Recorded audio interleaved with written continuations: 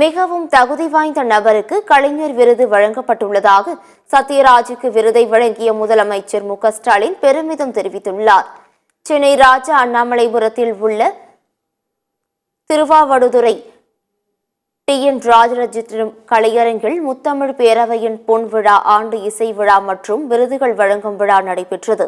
இதில் தமிழ்நாடு முதலமைச்சர் கலந்து கொண்டு கலைஞர்களுக்கு விருதுகள் வழங்கி திருவாவடுதுறை டி.என். ராஜரத்தினம் அவர்களின் வாழ்க்கை சரிதம் நூலை வெளியிட்டு சிறப்புரையாற்றினார்.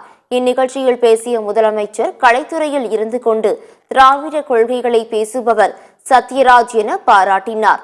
மிக மிக தகுதி வாய்ந்த நபராக சத்யராஜுக்கு கலைஞர் விருதை வழங்கியதற்கு மகிழ்ச்சி அடைகிறேன் என்றும் முதலமைச்சர் தெரிவித்தார்.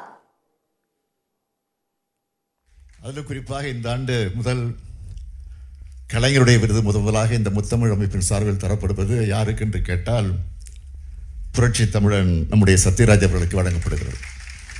அதில் எனக்கு மிகுந்த மகிழ்ச்சி. தன்னுடைய பகுத்தறிவு உணர்வை, சுயமரியாதை அந்த எண்ணத்தை, திராவிட கொள்கைகளை மறைக்காம, எதை பற்றியும் கவலைப்படாம துணிச்சலாக பேசக்கூடியவர் நம்முடைய சத்யராஜ் அவர்கள். சில நாட்களுக்கு முன்பு இதே அரங்கத்தில் திராவிடமே தமிழுக்கு அரண் என்ற சிறப்பு கூட்டத்திற்கு தலைமை தாங்கி அதில் சிறப்பான துணிச்சலான கருத்துக்களை எல்லாம் எடுத்து பேசியிருக்கிறார் நம்முடைய சத்யராஜ் அவர்கள். அவருக்குத்தான் கலைஞர் விருது இங்கே வழங்கப்பட்டிருக்கிறது.